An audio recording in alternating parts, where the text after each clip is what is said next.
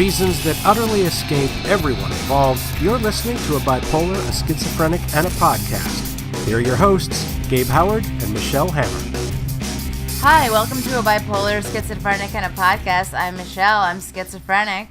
I'm Gabe, and I have bipolar disorder, and today we are going to talk about pill shaming. A few weeks ago, we discussed medication, and a couple of weeks after that, we had a live on The Mighty, which we do on the first and third Tuesdays of every month at 4 p.m. Go over to Mental Health on The Mighty and check that out. You get to see our beautiful faces. 4 p.m. Eastern. Yes. And one of the things that came up are people who are taking their medications as prescribed. They're working really hard to get better. And people are literally telling them not to take their medications. Yep. They're doing everything right, Michelle. I know, they're doing what they're supposed to do. And people around them are telling them, don't do that. That's bad. But what? Is taking care of yourself a bad thing to do? I'm confused. And the reasons are all over the place. Some of them are they're talking to people who are their own age because mental illness tends to affect a younger group of people. The average onset of bipolar, schizophrenia, major depression, and mental illness diagnosis is between the ages of 16 and 24. So we're dealing with a lot of people who are younger. And they're talking to their friends who are also younger. I mean, I know people that were on, antidepressants when they were maybe 12 years old and stuff like that. And you can see why the other 12-year-olds might think that's weird. Yes. Because the average 12-year-old, the average 16-year-old, the average 22, 24-year-old isn't taking medication. So they're talking to their friends, and their friends are like, why are you taking meds? Right. Some of the pill shaming, let's be fair, is accidental. It's just accidental. They don't mean it. They don't know that what they're saying is so mean. But to the person that you're saying it to, it's so hurtful and it's just not cool and it makes you feel bad because almost you don't want to have to take these pills, but you take them because they make you feel better, and then everyone around you is saying you don't need them, but you want them to feel better, but you don't want to feel different. So you're kind of in a conundrum. Yeah. When I was first diagnosed medications, the people around me were like, why are you taking all these pills? And some of my friends made fun of me. They legitimately made fun of me. They were like, oh my God, that's Gabe. He's like his grandmother. He's got the pill thing. And it did hurt my feelings, but these have been my friends for a long time. And I was like, why are you making fun? They're like, well, we don't know what else to say. So we kind of realized it. Some of my friends, a few of them were dicks and went away, but some of my friends were just like, it's because we don't know what to say, buddy. I mean, that was really what it was. They didn't mean to pill shame me. They just didn't know what to say. And that did make me realize that I was spending a lot of time talking about my illness and not a lot of time maybe living my life. The biggest pill shamer in my life is myself. Throughout my life, I shamed myself for taking pills for so long until I accepted and got over my pride and accepted that I needed them. But I think I pill shame myself the most, really. That's a really interesting thing that you said, because you want to be better. We all know that Gabe and Michelle want to be better. That's well established. We want to be well and live a life, and yay! But we did stigmatize ourselves. And hell, we still do. We still stigmatize ourselves to this day. So if we're doing it to ourselves, it is kind of understandable then how people could accidentally do it to us. Yeah. We can't even avoid falling into these potholes. And what's totally, for lack of a better word, nuts, is that 45 million adults live with a mental illness in the U.S. 45 million adults. And actually, 1 in 6 Americans have taken some sort of antipsychotic medication. So therefore, it's so common. If it's so common, why is there so much stigma? It makes no sense. I feel like I say this about so much stuff. It makes no sense that there's so much stigma and it's so common. Baffling. It is baffling. But here's a good segue to a question, Michelle. Yes. This is good. We're going to get deep. We're going to get deep for a moment. Deep, rolling in the deep. We know that 1 in 20 Americans have bipolar, schizophrenia, the major depression, but even in that 1 in 20 number, not everybody will experience psychosis. Mm-hmm. So if 1 in 20 have severe and persistent mental illness, mm-hmm. like really, really bad, why are 1 in 6 taking an antipsychotic? That's a really good question. Maybe, antipsychotics are actually really, really helpful. Or they're overprescribed. Is it possible, and we're not scientists. Michelle, did you get a science degree? Or? Yeah, I went to Oxford and Cambridge. Oh, I knew it. You're delusional right now, aren't you? Maybe. You're one of the 1 in 6. Yeah. Yeah, I am. I actually am. So. Yeah, me too. It's actually me a too. correct statement. I am one of the 1 in 6, actually. But the point that I'm trying to make is that sometimes the conversation surrounding overprescribing of prescription medications, especially when it comes to antipsychotics, I think that there is a reasonable and fair discussion about how we prescribe medications in this country. So the question becomes is that conversation productive, or is that conversation contributing to pill shaming? What I'm saying is let's say that you are prescribed an antipsychotic. Yes. And you hear on the news somebody saying that antipsychotics are overprescribed and that we should prescribe less of them. Okay. How does that make you feel? That's stupid. Is it stupid?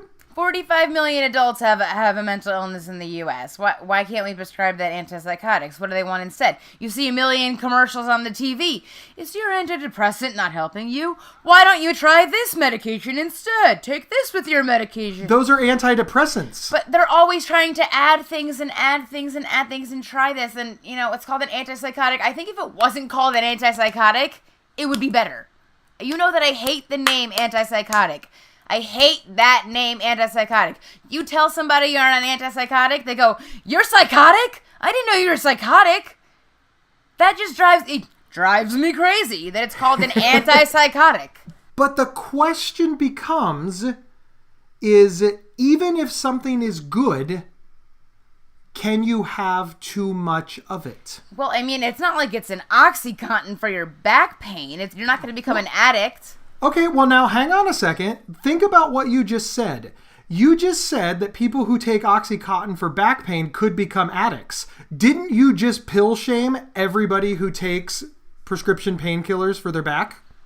No, because I'm saying if you take too many, if you continue to take your OxyContin after your prescription, then that's bad. Everybody knows there's a very high, addiction rate on that kind of stuff. Do we know that? Because there is a lot of discussion surrounding it, but if you are somebody who is in a lot of pain, you are legitimately living with a lot of pain, and we know these advocates, they hate turning on the television and hearing painkillers are bad and they're killing everybody. They hate this because they know that they're taking their prescription medication as prescribed, and they feel that they are being shamed for being in pain. They also hear politicians saying things like, well, maybe a little pain is a good thing. Maybe you should just suck it up. And they know that they cannot. We do have an opioid crisis. So this discussion is a meaningful discussion. But it also is affecting people who need these drugs to live a semblance of a normal life. Isn't that what's happening with psychiatric drugs in our country? I don't think that's at all happening with psychiatric drugs in our country. I mean, I don't think people are being overprescribed medications or anything like that. I feel like everybody I meet has some sort of issue. My old roommate had a problem with anxiety. My new roommate, he says he has a problem with mania. Can I meet somebody that doesn't have some sort of mental illness? I feel like I have never met somebody that doesn't have some sort of mental illness. It's almost impossible. I have two things to say to that. One, yeah, I meet a lot of people with mental illness too, because that's my job, that's my workplace, and I have a podcast that, draws them in. Mm-hmm. But let's put that aside for a moment. If every single person in America has a mental illness, maybe we're too narrowly defining mental illness. Maybe we are. And then maybe we're overprescribing. No, but if the prescriptions are helping the person, it doesn't matter. I think we're overprescribing. I don't think people are getting addicted to these drugs. They're not addiction. They're supposed to make you feel better about your life, better about yourself. Maybe you have to go through your day and you need help with your day, because if I didn't take my medication at night, I'd be running around all day, not even be able to have this conversation. It would be nonsense, and I'd be talking a million miles per hour, and everyone would hate me. There is no doubt in anybody's mind that we need our meds. Gabe and Michelle. Yeah, That's what absolutely. I mean. But what about somebody who doesn't? I know people that have been prescribed psychiatric medications inappropriately. Are antipsychotics overprescribed? Is that your point? I think that they might be. And I don't think that a conversation about the overprescribing of antipsychotics is pill shaming. What do you think about that? I don't know anyone that's been overprescribed of antipsychotics or anything like that, but I don't really think there is. I mean, pill shaming. I mean, I know a lot of people, they're like, I don't want to take an aspirin for my headache. I don't want to take this for my headache. I don't like pills. I don't like pills. I don't like pills. I have cramps, but their cramps are killing me, but I don't want to take a pill. Like, don't complain about your cramp pain if you don't want to take an Aleve. Like, I mean, and then don't be all mopey and sad and hate your life and then refuse to take an antipsychotic or an antidepressant or anything like that. If you do need medication, take your medication. If you think you're being overprescribed, why don't you go to a new doctor? Want to learn more about mental health, mental illness, and psychology, but not be bored? The Psych Central Show is an award-winning podcast that speaks candidly with experts in these fields to break down complex topics into easily understood nuggets of useful information. Hosted by our very own Gabe Howard along with Vincent M. Wales. Available on your favorite podcast player or at psychcentral.com/show. When I was newly diagnosed, I felt that anybody that had anything to say about medication that wasn't 100% positive was attacking me. That is truly how I felt. And the reason that I wanted to have this conversation and that I feel that it's valid is because not all pill shaming is actual pill shaming. It's just a discussion about medication that you happen to be taking. And I think that sometimes there is an oversensitivity among our ranks. I just don't like being asked, like, why do you need this pill? What does this pill do for you? Why do you need these? What do they do? You take that and that? And, like, I've even had the pharmacist, like, call my doctor. Are you really prescribing these pills? Do you know what these do? Are these good together? Are you sure these are fine? And my doctor's been like, why is your pharmacist so nosy? And I might go to, like, a new, like, the internist doctor and I list my medications. Why are you on all of these pills? Like, even the doctor has kind of pill shamed me. Oh, so you're on this, this, and this? But both of these kind of do the same thing. Why are you taking both of these? Like, the doctor has pill shamed me, actually, by asking me why am I taking these two when I really shouldn't be taking these two. But what? You don't know my life. But if the doctor doesn't understand your care, is it pill shaming for the doctor to try to understand it? The doctor is telling you that they don't understand and asking you to participate in your care by explaining it. Isn't that a positive? It wasn't positive. It was very like confusion, not understanding, and kind of thinking like, this doesn't make any sense. Why would you be prescribed both of these pills at the same time? He kind of thought that was weird. And also the pharmacist thought it was weird too. So you feel that there's a disconnect in your medical team because none of these people talk to each other. So one person understands what's going on. They don't relate it to anybody else. And then everybody wants to get in on the same thing. But, you know, we don't have universal health care in this country. We don't have, we barely have record keeping. It's a mess. Yo, the people at the pharmacy know me so well. Like, I roll up there, they're like, hey, Michelle, how are you? Got your meds? What's your birthday again? I'm going to wait for the day until they remember my birthday. But it's funny, I don't know any of their names. They always know me, and when I show up, they always just know to grab my stuff. They know me. Ponytail guy, he's great. Ponytail guy, so you give them nicknames. I don't know their names. What do you think your nickname is? That crazy bitch.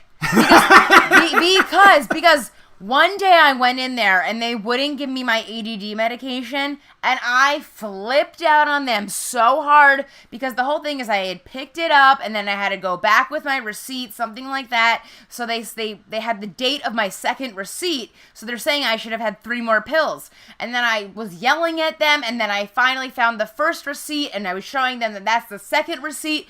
And I thought the person on the phone, because I was off my meds, I thought the person on the phone was accusing me of selling drugs. So I go in there and I'm yelling at her and I'm like, you're accusing me of selling drugs. I don't sell drugs. I just want my prescription. And I'm yelling. And then I called up the corporate office and complained. So you asked to speak to the manager? Well, I called up the corporate office and I told them that the girl accused me of selling drugs and the whole big deal. But then when I got called by the manager of the pharmacy, I was much nicer and just explained the real story. Like that they just kind of messed up and I didn't accuse her of me selling drugs, or I didn't bring that part up. I was that nutcase that went in there yelling at them saying, "You think I'm selling drugs?" It was just not a good day. There wasn't let's just say it was the day after the election. Yeah, okay. Yeah, fair enough. Speaking of the government going berserk, aren't there a lot of restrictions on medications that our community needs? Like you mentioned your ADD medication. There's so many restrictions on that. And the restrictions make it harder for people who need the medications to get help. You have no idea. Oh. No, I have an excellent idea. This happens to me constantly with one of my prescriptions because it happens to have a street value. And it's and I keep thinking to myself, all of these rules and regulations seem to only be making it harder on me. I'm a sick guy just trying to get help, and you're making me jump through hoop after hoop after hoop because you're worried about what a criminal is doing. And I can't help but notice that all of these regulations haven't stopped the meth problem in America. They will not give me my ADD pill a day before I can get it. Yet every time I go there to get it, they're supposed to take my ID, copy my ID, write down my number, and so many times I've gone there, they haven't done that. You're not going to give it to me a day before, but then you're not even going to follow the rules? Drives me nuts. Can I tell you a funny story? Yeah, tell me if I love funny stories, Michelle. When Blanche was on the oxycodone for her leg, I said, "Blanche, you can get a lot of money for that." And her response, "How much could I get?" I love Blanche. I wish I could have met Blanche. I would have done a podcast with Blanche. It would have been called A Bipolar, Blanche, and a Podcast. She would have said, "What's a podcast? One of those things on the computer? What? Does it have WordPerfect? I only know how to use WordPerfect. I can't use my printer. I think my printer's broken. Can you fix it?" Does she even have a printer? She had a printer, but she couldn't figure out how to use it. And then, who uses WordPerfect? Have you even heard of WordPerfect? That's what I started on. Exactly. She would use WordPerfect. That's what Blanche used. Michelle, we're moving into the end of the show. Sorry. Let's talk about legitimate, straight up, malicious, angry pill shaming. I saw a meme on Facebook the other day that had a picture of, it was a beautiful sunrise over this beautiful forest scene, and it said, "This is an antidepressant," and then underneath it, it had a whole bunch of, pills and tablets and medication, and it said, "This is shit." That is, there's no discussion to be had. It's mean. Mean. How does that make you feel as a person who takes these medicines to see somebody telling you all you need to do is go for a walk and you can get off those drugs? Whoever made that commercial, I would like them to come with me on one of those walks when I'm off my meds and just see what happens. That's awesome. What would happen? I would be really annoying. I wouldn't shut up. I'd probably zone out about 1,200 times. I would not be able to listen to a conversation because I wouldn't be paying attention to a conversation because I'd be delusional the entire time. I'd hallucinate things, talk to other people. I can't. Maybe I'll start crying. But wait, we're in nature, so I'm happy. There's a redwood. Calm down. I know. That squirrel over there is going to bring me joy.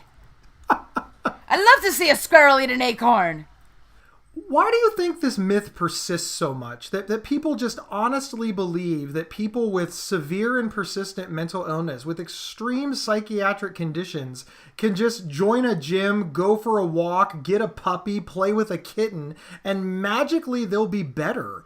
Why does this happen in our society? Why? I think that's just what they want to believe. They want to believe that you can be happy walking through the woods and that you don't need pills. That's what they wish was the truth. They want that to be true, but it's not true. It's fake news. It's fake news. It's fake news. It's fake news. That is fake news. Well, at least we've established what is actually fake news. Michelle, you had mentioned earlier on that you pill shamed yourself in the beginning. Do you think that the reason that you did was because of seeing imagery like this, because of hearing people's opinions about how they felt about medications and how they felt about psychiatric medications? Do you think that you absorbed those messages so much that in a sense you believed the meme and that's why you stopped taking them? I mean, I took them because I thought I needed them. Took them, I hated them, threw them away, thought I would never take medicine again until I found medicine that helped me, until I finally accepted I had to take my medicine regularly and that I actually felt better when I did it and realized that and like sucked up my pride and was actually like, I'm gonna do this. Then I just a non-pill shame myself. I finally was like, I'm not gonna pill shame myself, which was really just getting over my pride. And I realized how much better my life was. At any point, did you try to treat your schizophrenia by walking through the woods? I would go on extremely long runs. I would run at night and I would run at 8 a.m. in the morning. And it didn't help? Didn't help at all. I would just have so much energy. I would just go running in the morning, 8 a.m., miles and miles. I'd run at night, miles and miles and miles. I'd see deer. It was really crazy. I know that's not the craziest thing, but I mean, just like, I'd try to run the track and there'd be a deer running across the field. Like, yeah. But I would just run so much, but I would still be in my head. But I thought if I ran enough, like, I could get over it. But no. I'd be like, I'll just cure my anxiety with running. Didn't help. Didn't help? Didn't help. Anxiety doesn't get cured with running. It could be a helpful thing to help if you have, not anxiety like I have. But it was a helpful thing at the time, but the medication helped way more. I'm going to say that. So if the running helped 1%, the medication helped 99%. Your mileage may vary, everyone. The real breakdown about this is that we're not having productive conversations when it comes to treating mental health in this country. We're telling people that they need to take their meds, and if they don't, they're bad without understanding what they do. We're telling people who are taking their meds that they need to quit and because they're wrong. We have all of these warring mixed messages that are readily available on the internet that are just slamming people from all sides, really creating this scenario that no matter what they do, they're wrong and somebody else is right. And we have to deal with all of this while we're also sick. That's right. All right. Well, my name is Gabe. I'm always hanging with Michelle on a bipolar, a schizophrenic, and a podcast, and we will see you next week. See ya. I need my meds.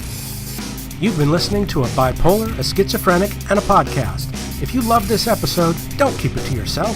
Head over to iTunes or your preferred podcast app to subscribe, rate, and review. To work with Gabe, go to gabehoward.com. To work with Michelle, go to schizophrenic.nyc. For free mental health resources and online support groups, head over to psychcentral.com.